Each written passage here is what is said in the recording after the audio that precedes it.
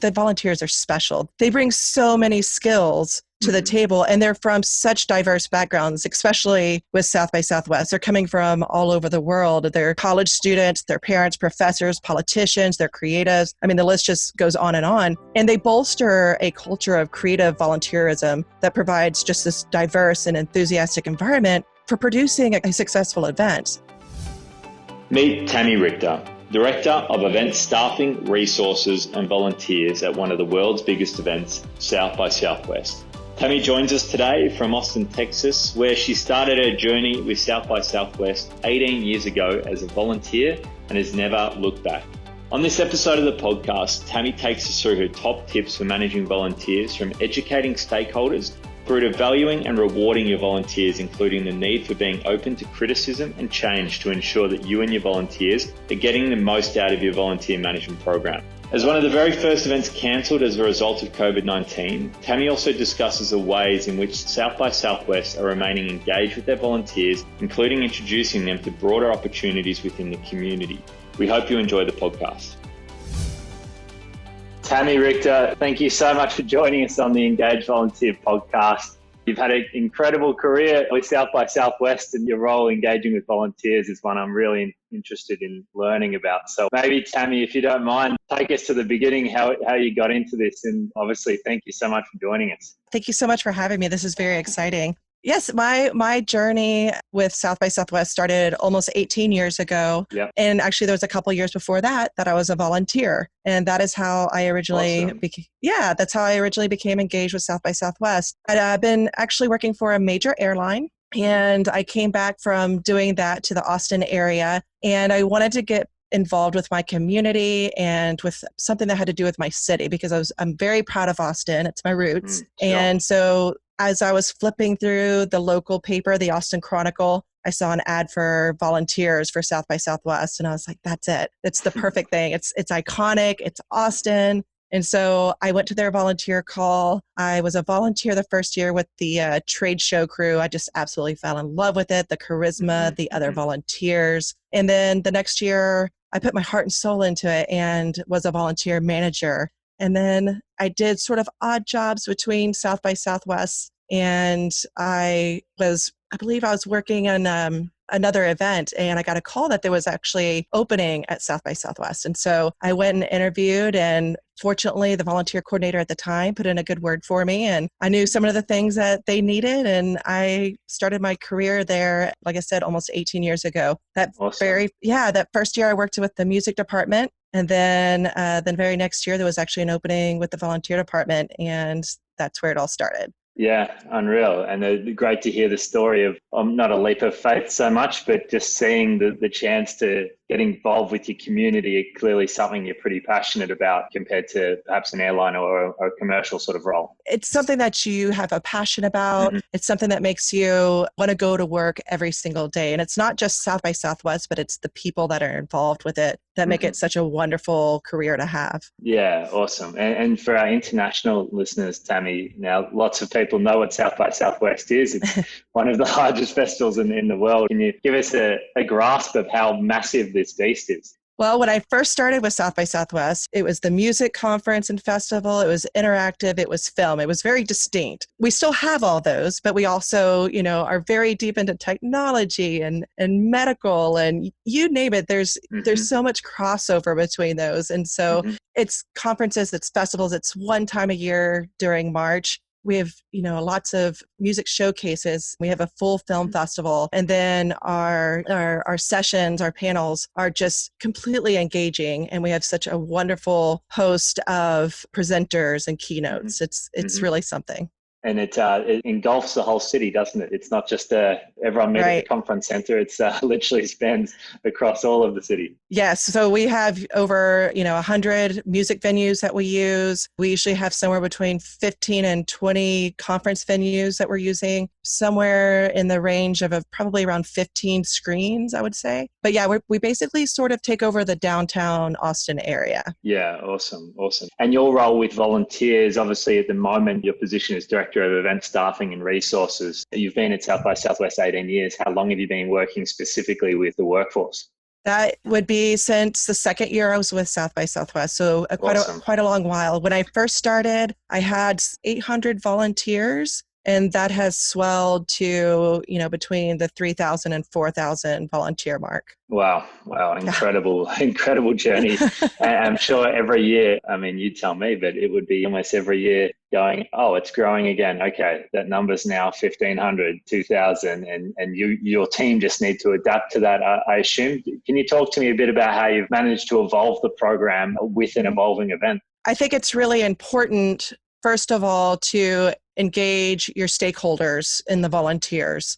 You have to have your stakeholders understand how valuable the volunteers are, because they are the glue that seamlessly move your organization to the next level. Once you can get your stakeholders on board with the importance of what the volunteers do, it's time to educate them on the volunteer positions, what volunteers can and cannot do, how to interact with the volunteers, and how to support them as much as they're supporting you. And that was something I learned very early on. And because, we bring on additional staff every year to support the event, that's something that's a constant thing. You have to keep reiterating throughout the year what is expected, of the volunteer program and vice versa. Yeah, I get it. And there's those stakeholders being just different departments of your events team and everyone, just basically the whole event, making sure that they really respect and understand the work that volunteers are doing. 100%. It's everything from your leadership to your colleagues, to the seasonals, to the interns that you have working in your organization. Everyone needs to be on the same page in terms of the volunteer program. Yeah, for sure. And I think we've had a few podcasts now. One in particular with Tracy O'Neill spoke about people sometimes in organizations are going, but volunteers are just doing this, or they're just... the just is what gets me. They're just volunteers. And if they were just volunteers, the volunteers are special. They bring so many skills to the table, and they're from such diverse backgrounds, especially with South by Southwest. They're coming from all over the world. They're college students, their parents, professors, politicians, they're creatives. I mean, the list just goes on. And they bolster a culture of creative volunteerism that provides just this diverse and enthusiastic environment for producing a successful event. The energy and dedication of the volunteers, it really brings to life what the employees work on all year long. That is what needs to be conveyed to the stakeholders. Yeah, for sure. And to have that buy-in, because ultimately your team and the volunteer team can only do so much to get those volunteers to site, briefed, making sure they're ready. But the execution of that experience that those volunteers have is almost a little out of your hand once they get to site. Is that fair to say? And that's where you need the rest of the organization to be on board about their experience? Absolutely. Because, we provide the management and the scheduling and the training leading up to the event. But, once we get on site, they're being managed by other staff members, and, they're spread out all over the downtown Austin area. So, we can't be there all the time to make sure that the program is working as it should be. So that's why it's really important to get the stakeholders invested in our volunteer program. Yeah, for sure. Now, I'm sure you've been there for 18 years, Tami. I'm sure there's some volunteers that have been there for a long time as well. Would that be fair to say? And why do they keep coming back? We do. We have volunteers that have been there since 1987. So they definitely predate me. That was the first year of South by Southwest. Unreal. And some of my very best friends are actually volunteers I met the very first year I volunteered, and they're still with the program today. It is a fun event. I mean, South by Southwest is a lot of fun to go to, but but the other thing is that, we value the volunteer. And I think we try to show that through a lot of the events that we hold for appreciation, and by offering different sorts of other opportunities throughout the year with some of our partner nonprofits. Sure. And just trying to keep our volunteers talking to each other and engaged in other activities that are similar to South by Southwest. We obviously know that they love South by Southwest, so we want to keep them engaged throughout the rest of the year in similar activities. And, a lot of us just like to get together because we like one another. Isn't that crazy? What a concept. It makes a lot of sense. It makes a lot of sense to me, Tami. That's actually a really interesting thought. That is, a lot of events and people we speak to around the world are very protective of their volunteer database. You obviously put a lot of time and energy into recruiting and engaging with those people. But what you just said there was that you almost, the polar opposite is a way to keep them engaged is by helping them, by getting them involved with volunteer opportunities that they respect and want to be involved with themselves. Can you talk to that a little bit about how you work with other organizations? Absolutely. And in fact, a lot of the events that take place in Austin, many of the volunteer coordinators, we all talk to each other and we all Awesome. share information. And, we're very transparent and we share tips on recruiting. We help each other out. I mean, there have been times during South by Southwest where I was short a little bit in a particular area, and I would reach out to one of my coordinators and say, hey, do you have a pool of volunteers that I could pull from? And they won't give up their email list to me directly, but they'll definitely send that message out on my behalf, Yeah. to see if there's any interest in maybe helping out.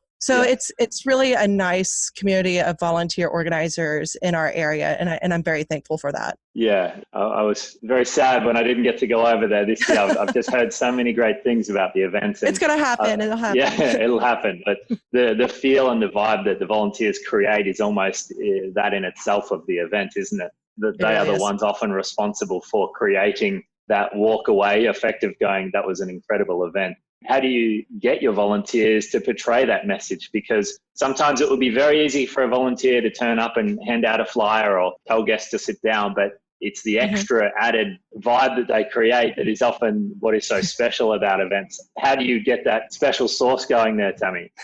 Well, I think it starts with the leadership. And I'm not talking about me. We have a couple levels of volunteers. We have, like I think I mentioned earlier, close to 450 volunteer managers. Those are stage managers, those are managers of crews, those are theater managers. And they start volunteering months in advance of the Sure. event. And they're communicating with the volunteers all throughout the process until we get to the on-site portion of the event. We try to keep those volunteer managers engaged, enthusiastic, and we just try to create an excitement about the entire experience. And yes, you're going to go volunteer a certain number of hours. You're going to get a pass to attend some of the event. But what we really try to focus on is the actual experience of volunteering and how wonderful that is, and all the people that they're going to meet and all the things that they're going to see that you would probably never expect to see in your entire life. And so we try to really create this volunteer program that is based on enthusiasm and pride.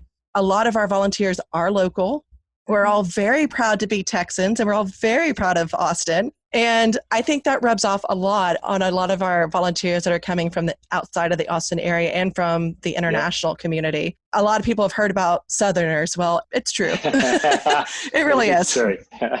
Southern Uh, hospitality at its Oh, finest. big time. Well, Tami, given our experience with the Super Bowl, the first one I went to was in Houston, H-Town represent, and I've never seen or experienced that from a volunteers at the airport being so proud of their city and welcoming all the international people into town and instantly telling you the best restaurants to go to. And I think that was the best experience I've ever had around volunteers creating the vibe like we're talking about. I think it's such a special thing. And do you think a lot of it, as you said, is about the city and the pride, or the event as well? Like, I think it's a combination of the two, isn't it? It's definitely a combination. And like I said, it's a melting pot Yeah. of so many different kinds of people. But, we just open our arms to everybody in Mm. Austin. And we really embrace the international community and people from the other states. And we want to showcase what we have. And I think especially our return volunteers and the volunteers that come back every year, they have that same sense of pride and that same sense of, I want to showcase what Mm-hmm. we've done, because really, as I tell the volunteers all the time, they are the nuts and bolts of this event, Yeah. and we couldn't do it without them. Every year I get super emotional when I talk to them because they just play such a huge part of our event, and the energy that is exuded from it, it's them. We can program things all day and we can have the most famous people come to Austin, but honestly, the volunteers really, really make it, what it is. It makes it Yeah. special. Unreal. And I think it's obviously volunteer management goes two ways, right? You Mhm. have your volunteer positions that you need to fill, but conversely, if you're not giving that or engaging and giving that great experience, then you're not giving back to the volunteers. Could you maybe speak quickly, Tami, about what you guys are giving back to volunteers? Because clearly they're needing it as much as you're needing them sometimes. Sometimes people forget that. Absolutely. And there's several different elements to this. Every year after the event, we always host a huge appreciation party for our volunteers. We bring all of our extra swag and we let them, just have free reign of all of that. We do some really fun activities. And it's just our way of saying thank you to, this giant group of wonderful people. after that appreciation party, or somewhere in that time period, we're also sending out surveys, because we want to know, what is it that we can do to make this program better for you, and what is it that you saw at the event, or what part of the process is it that we can improve on that would make you want to come back next year, or invite your friends to come volunteer. Mm-hmm. So we try to involve them in the program as much as possible, and we try to appreciate them. And then again, throughout the year, we try to, provide other opportunities for us to get together as a group. And 9 times out of 10, we're going to see a lot of the same faces, and we're going to have conversations, not just about the event that we're working on, but also, about South by Southwest the next year, or I have all these great ideas about how we can make it better next year. And we love hearing that. And one of the other things is like, we always try to keep volunteering ourselves. We never want to stop volunteering, because we feel that we learn a lot by going out there and being with our volunteers side by side with them. It's an invaluable experience. It keeps us walking in their shoes and trying to, yeah, absolutely. And continuing to enrich the experience for them, because we're experiencing it ourselves. Yeah. Tami, a question I've got, it's always one that I've been interested in, is it's very easy. I see people commenting about young people are lazy and they don't want to volunteer, or, they're unreliable and so on. What's your opinion on, I guess you've got a diverse volunteer database that you're working with of all ages and demographics. How do you engage with young people and get them involved with volunteering? Well, we definitely have a position for everyone. We try to make all of our positions diverse, so we have no age limits except for our minimum age limit of 16. Yep. So we want everybody to come in and experience it. I think when you hear about difficulties with the younger volunteers, I think it's because the generations have changed a little bit. Their day-to-day has changed.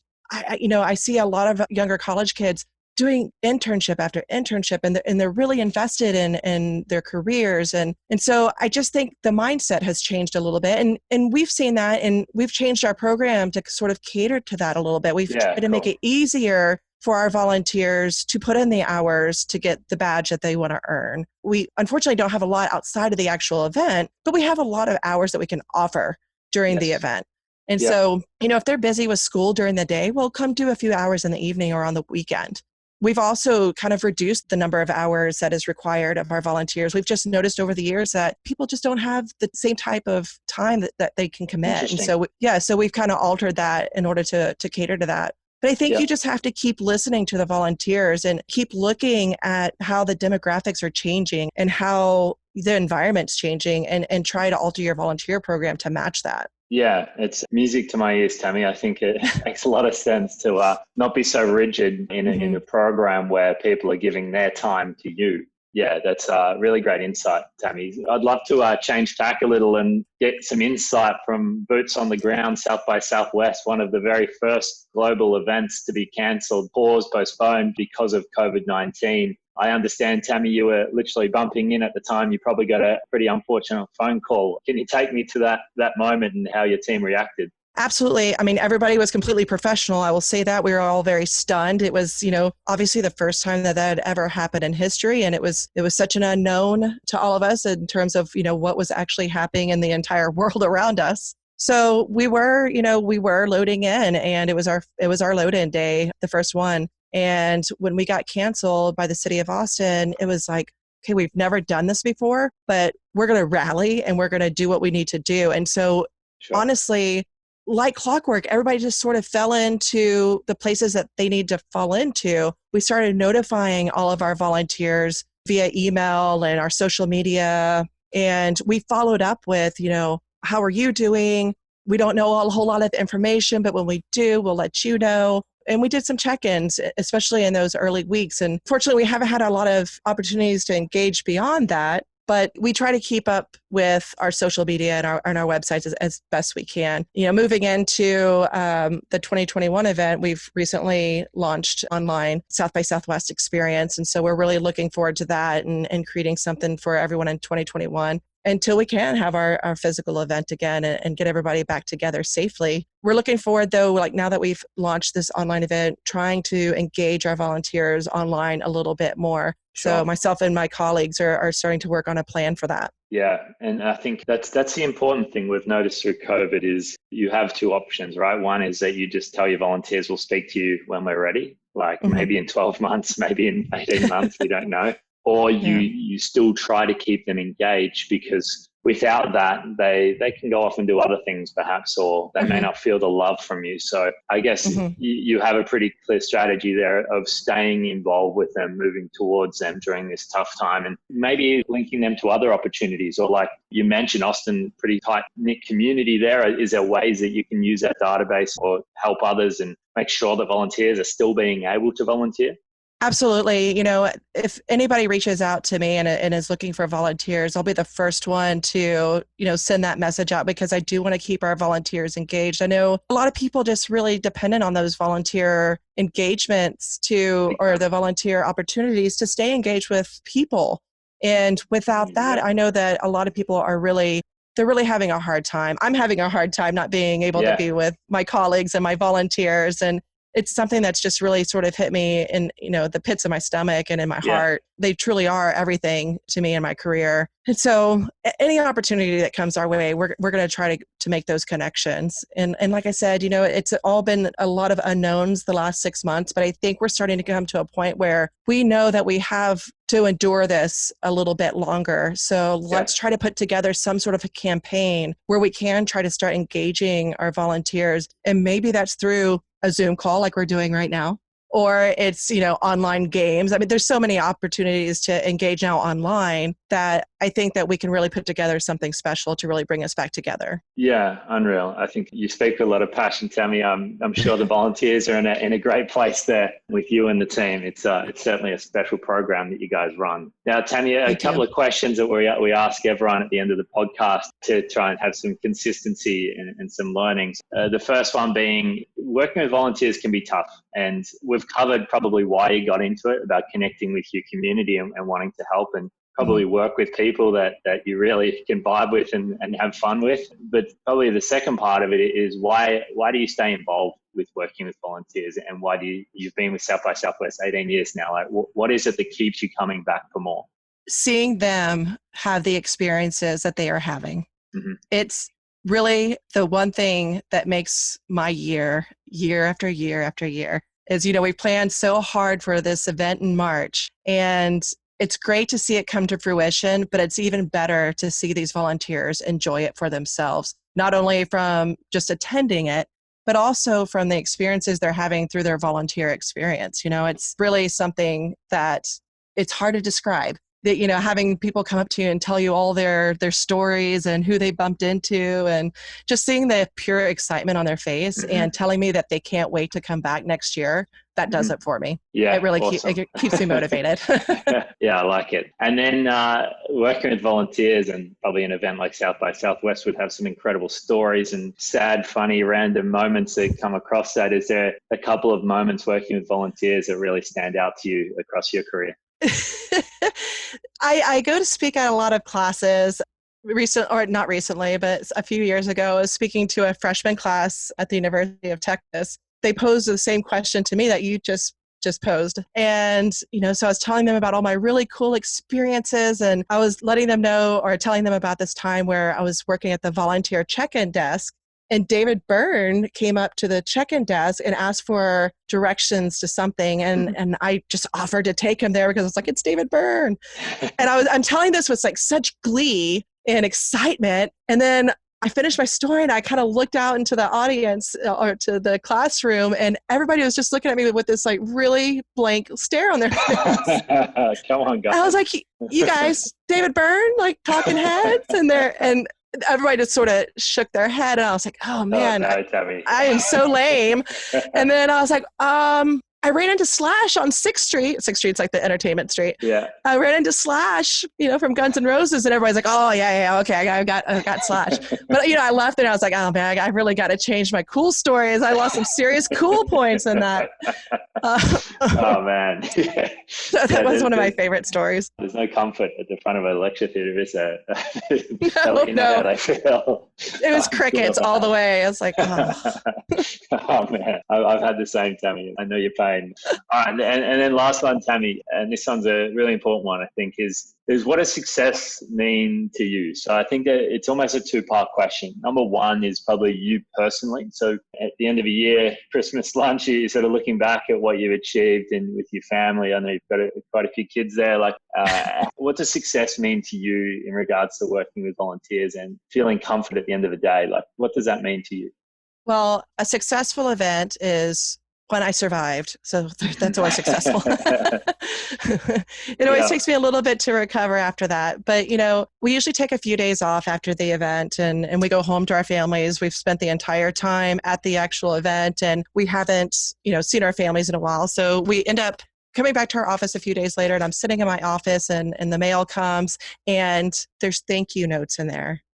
And I check my email and there's thank you emails. And whenever I see that, for them to take the time to send me a thank you and tell me how much of a wonderful time that they had at the event, that just really means a lot to me. And I know that I might be doing something right. And when I look at my retention numbers at the following year, they're usually pretty good. And so the second I ever see those retention numbers start to fall, I know I need to reevaluate. Yeah, cool. Yeah, very open to feedback, it seems, Tami. Like, I think it's very easy it's almost like the curse of volunteer management. If you are not open to feedback, then you spend your night sweating to see if people are going to turn up the next day because you haven't listened. If you wouldn't mind just touching on that quickly across your career, because perhaps at the start, I don't know, but maybe you started out being a bit like, well, this is Tami's program. I know what I'm doing. I'm right, you're wrong kind of situation. But probably across 18 years, you've probably learned a lot about being open to feedback and learning from that, because ultimately that's everything.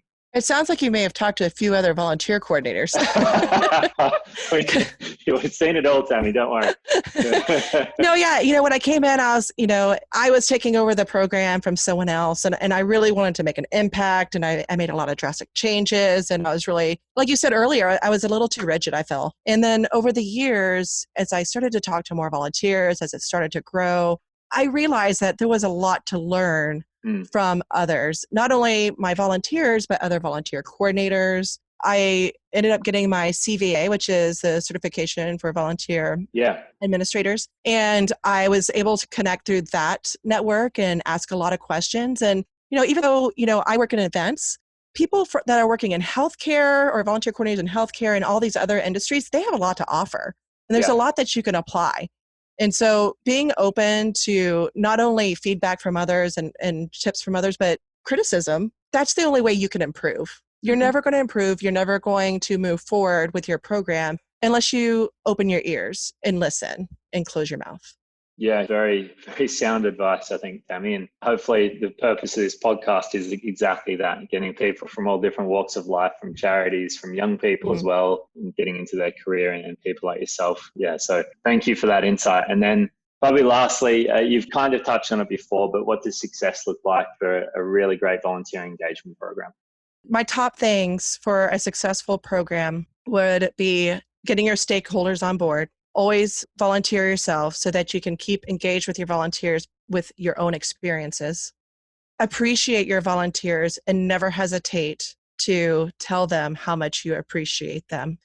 And to always listen to them, listen to their feedback. You want to make sure that they feel comfortable talking to you and giving you their feedback. You want to be able to have a conversation with them and say, what can I do better? And so a successful program involves all those things, and it's not just, you got to do them all, you have to it has to be well-rounded.